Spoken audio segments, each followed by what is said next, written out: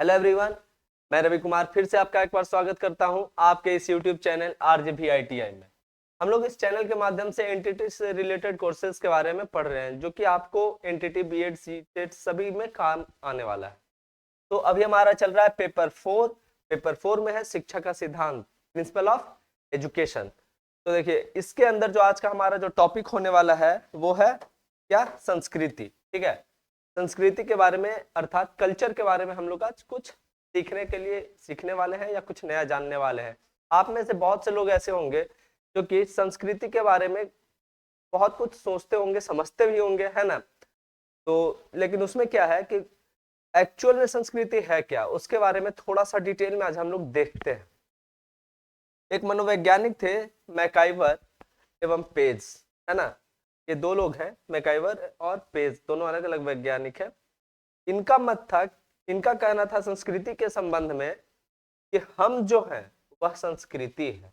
मतलब हमारे अंदर जो विचारधाराएं हैं वो क्या है, वो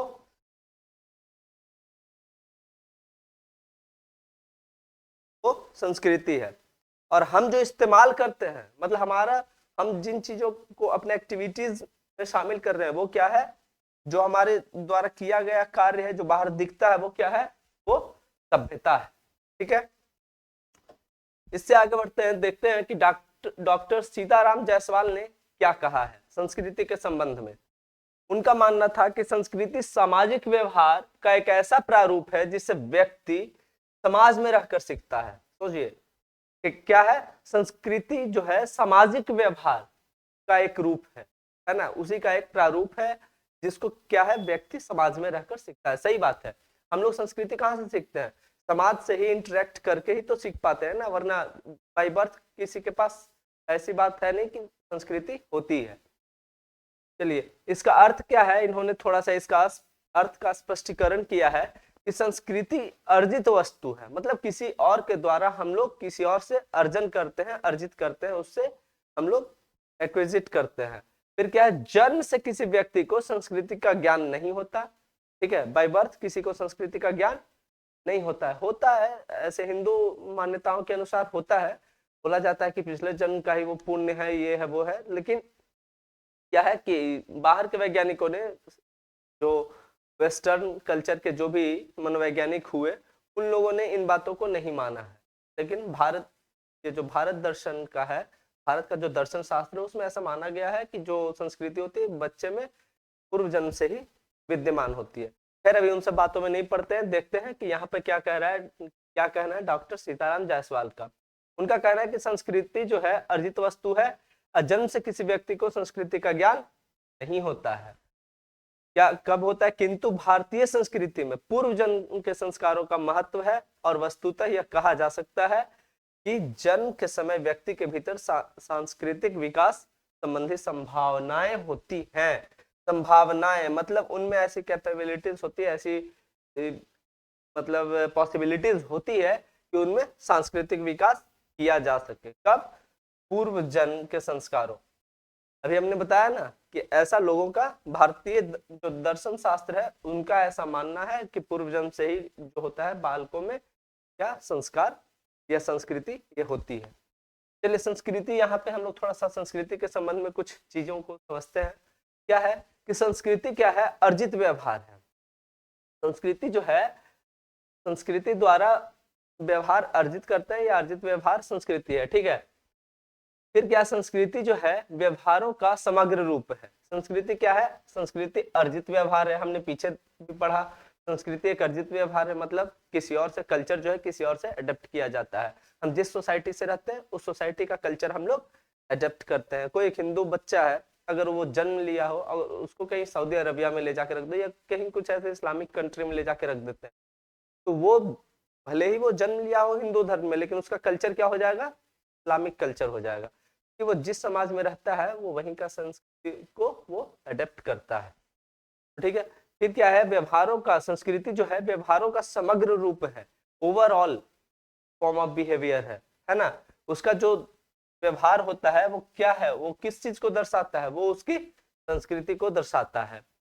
संस्कृति का आदान प्रदान ही होता है। संस्कृति का आदान प्रदान किस प्रकार होता है, जैसे देखिए आजकल आप लोगों को ये एक चीज बहुत अधिक सुनने के लिए मिला होगा, या ऐसा आप लोग जानकारी इकट्ठा करिए कि वृंदावन में फॉरेनर का आजकल आना जाना बहुत ज्यादा है। खास करके जो वेस्टर्न कंट्रीज के जो लोग हैं वो वृंदावन काफी आते जाते हैं। क्या है, वो कृष्ण से जुड़े जो संस्कृति है, जो सभ्यता है, उसको वो बहुत तेजी के साथ अपना रहे हैं। और हम लोग क्या कर रहे हैं इधर, हम लोग वेस्टर्न कल्चर को, उनमें जो चीजें हैं उसको हम लोग ये ले रहे हैं, मतलब उनसे हम लोग सीख रहे हैं। तो क्या हो रहा है कि यहाँ पे संस्कृति का क्या हो रहा है, आदान प्रदान हो रहा है ना, कुछ दे रहे हैं और कुछ दे रहे हैं। उसके बाद क्या है कि संस्कृति के प्रकार, संस्कृति के कितने प्रकार हो सकते हैं, ऐसे तो कुछ कहा नहीं जा सकता निश्चित तौर पे, लेकिन चलिए हम लोग को जो पढ़ना है उसके हिसाब से संस्कृति के मुख्यतः दो प्रकार है। कौन कौन, भौतिक संस्कृति और अभौतिक संस्कृति कह सकते हैं, या फिर इसको सूक्ष्म संस्कृति कह सकते हैं। तो देखिए भौतिक संस्कृति क्या है, वैसी संस्कृति जिसको, जो कि हमारे समक्ष भौतिक रूप में है, ठीक है, जिसमें भौतिक रूप में हमारी संस्कृति का जिससे परिचय मिल जाए। जैसे देखिए हड़प्पा की सभ्यता थी, हड़प्पा की सभ्यता के समय में क्या है कि उस समय के जो भी भौतिक चीजें थी, जैसे मकान है, स्नानागार है, अन्नागार है, मृदभांड है ना, ये चूड़ी कालीबंगा वगैरह वगैरह, जो इन सब जो भी भौतिक वस्तुएं जो हमें प्राप्त हुई, उसके हिसाब से हम लोग ये अनुमान लगा पाते हैं कि ये किस सभ्यता की रही होगी, किस संस्कृति की ये रही होगी। ठीक वैसे ही अगर जैसे अभी का क्या है कि अभी जो हम लोग के पास जो भी भौतिक संसाधन है, भौतिक वस्तुएं हैं, उसके हिसाब से क्या है कि लोग अनुमान लगाते हैं कि ये किस संस्कृति से बिलोंग करता है या क्या। जैसे देखिए साउथ में चले जाइए तो वहाँ की संस्कृति अलग है, साउथ इंडियंस की संस्कृति थोड़ी अलग है। तो वहाँ का जो भौतिक जो चीज है, भौतिक वस्तु है, वो अलग है। जैसे देखिए हम लोग के यहाँ जो भी सामूहिक आयोजन होता है उसमें जो खिलाने पिलाने का सिस्टम है वो क्या है, हमारे यहाँ पत्तल के ऊपर खिलाया जाता है ना, या फोम का वो प्लेट आजकल आने लगा है उसके ऊपर चलता है। लेकिन साउथ में क्या है, साउथ में देखा जाता है कि केले के पत्ते के ऊपर खिलाया जाता है। तो ये भौतिक संस्कृति का परिचायक है। ठीक है, अब देखिए अभौतिक संस्कृति, अभौतिक संस्कृति से तात्पर्य है कि जैसे आपके विचार क्या है, आपका मूल्य क्या है, आपका व्यवहार कैसा है। ठीक है, जो जिस संस्कृति से होता है व्यक्ति वो वैसा ही व्यवहार करता है, वैसा ही किसी के साथ का बातचीत रहता है। ठीक है, तो ये हो गया संस्कृति के प्रकार, भौतिक और अभौतिक। अब देखिए संस्कृति और शिक्षा, संस्कृति और शिक्षा, कल्चर एंड एजुकेशन क्या है, यहाँ पे थोड़ा समझते हैं।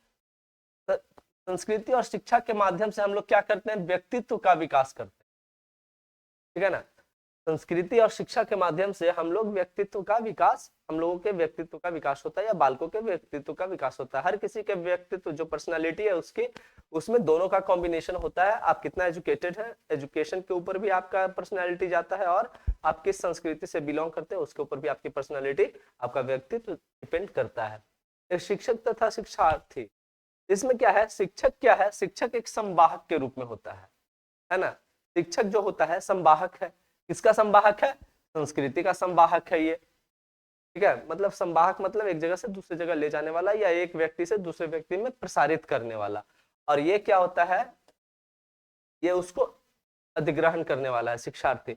अब शिक्षक जैसा उसको कल्चर सिखाएगा, जैसा शिक्षा देगा, जैसा संस्कृति उसको सिखाएगा, जैसा कल्चर के बारे में बताएगा, स्टूडेंट क्या है, स्टूडेंट उसको सुनेगा, समझेगा और वैसे ही उसको अडेप्ट करेगा। ठीक है, और थर्ड है विद्यालय। विद्यालय तो भाई पूरा का पूरा इसको मान के चल सकते हैं कि ये सभ्यता, ये संस्कृति और शिक्षा दोनों का ही क्या है, ये संरक्षक और हस्तांतरक भी है। ये संरक्षक का मतलब प्रोटेक्ट करने वाला है ना, तो ये नॉलेज का भी, ये एजुकेशन का भी ये प्रोटेक्शन करता है, प्रोटेक्ट करता है, और कल्चर को भी ये प्रोटेक्ट करता है, बचा के रखता है। बच्चे मूल रूप से शिक्षा विद्यालय में आके लेते हैं, और कल्चर भी यहाँ से काफी कुछ उनको सीखने के लिए मिलता है। विद्यालय में जो भी कल्चर चल रहा है, जिस समाज का उस विद्यालय के ऊपर ज्यादा प्रभाव होता है, उसका कल्चर प्रत्यक्ष रूप से विद्यालय में देखने के लिए मिलता है। अगर जैसे कोई क्रिश्चियन मिशनरीज का अगर कोई विद्यालय होता है, तो वहाँ क्रिश्चियन कल्चर प्रभावी रूप एकदम हावी होता है ना, हावी रूप में वहां रहता है, और बच्चे को क्या है, कुछ ना कुछ वो वहाँ पे क्रिश्चियन लोग का कल्चर सीखने के लिए मिलता है। अभी हमारे समाज में, हमारे आसपास के जो भी विद्यालय हैं, उनमें क्या है उनमें हिंदू धर्म से रिलेटेड कल्चर हावी होते हैं, और वहाँ जो भी बच्चे, चाहे जिस धर्म जिस समुदाय के भी बच्चे वहाँ पढ़ रहे होते हैं, अध्ययन कर रहे होते हैं, उन पे क्या है कि उसी समुदाय के, यानी कि हमारे समुदाय के, हमारी जो संस्कृति है, हमारा जो कल्चर है, वो उनको कुछ ना कुछ सीखने के लिए मिलती है।